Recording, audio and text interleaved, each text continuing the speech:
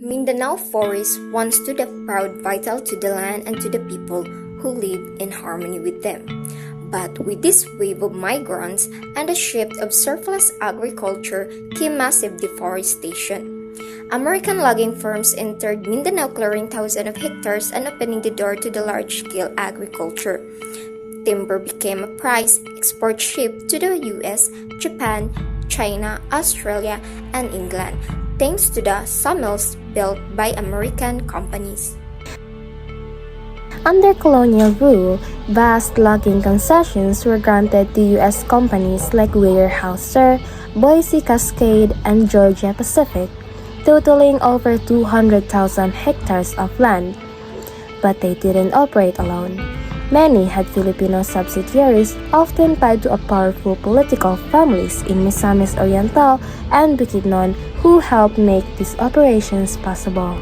Even after independence, Filipino elites eagerly continued the business of logging to meet global demand. By the 1960s, forest products made up over a quarter of Philippine exports, largely driven by Japanese demand. In 1979, over 160 logging concessionaires operated in Mindanao, granted more land than was officially classified as commercial forests. This led to widespread deforestation, devastating the ecological balance and destroying the lifeways of Lumad communities. To the Lumad, forests are not just trees, they are sacred. They provide food, water, healing plants, and spiritual meaning. Logging stripped them of these essentials, eroding their culture and pushing them to the margins. Worse, some Lumad were even barred from their own land. Forest guards would block traditional shifting agriculture, claiming it violated forestry laws. Stripped of their ancestral lands, many were forced to assimilate into the mainstream's economy, losing both livelihood and identity. As survival became harder, logging companies took advantage. They used bravery, manipulation, and even military force to enter indigenous territories. Some tribal leaders were paid off, while communities were divided, some believing the false promises of development, while others resisted.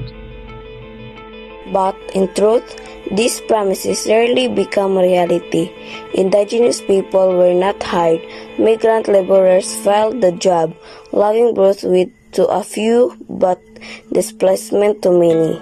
From 1972 to 1988, the industry earned over 42 billion, but at what cost? By 2010, Mindanao's remaining forest cover was down to just 6%. When Typhoon Sindong struck in 2011, devastating Cagayan de Oro and Aligan, experts pointed to decades of upland forest conversion. Logging had not only uprooted communities, it made disaster worse. Gold and minerals have long been the targets of colonial greed. While Luzon was mined early, Mindanao's mineral wealth came into focus later, delayed by the strong resistance of the Moro and Lumad people. Even before World War II, gold was mined in eastern Mindanao and coal in Zamboanga City. But it was under Marcos in the 1970s that mining exploded with new technologies and the entry of transnational corporation. Caraga region became the hotspot, home to the country's largest nickel and gold deposit and one of the biggest iron ore sources worldwide. In the 1980s, Mount Diwata, also known as Mount Tiwalwal, sparkled a gold rush. Discovered by Mandaya tribal leader Dato Camilo Banat, it was soon overrun by small miners, gangs, corporations, and politicians. What began as a tribal discovery turned into violent conflict, and Mount Tiwalwal became known as a murder capital of the Philippines. And just like logging, mining led to the displacement of Lumad communities. In Caraga, Compostela Valley, and other areas, as sister lands were turned into mining sites. The original inhabitants were pushed out, silenced, or subjected to violence, excluded from the wealth beneath their feet. The Philippine Mining Act of 1995 opened the floodgates. Foreign investors were given full ownership rights, massive land access, tax holidays, and even control over local water and timber. Corporations could extract wealth and take profits abroad, leaving behind destruction. By 2009, during the Arroyo administration, 44 mining agreements have been approved in Mindanao, covering over 100,000 hectares. Big-name corporations, BHP Benetton, Anglo-American, and more, moved in, and that valley, where the Alcadep School once stood, become a symbol of this violence. Its educators and leaders murdered amid intensifying militarization and mining interests. Even after Arroyo, the Aquino administration continued the same policies.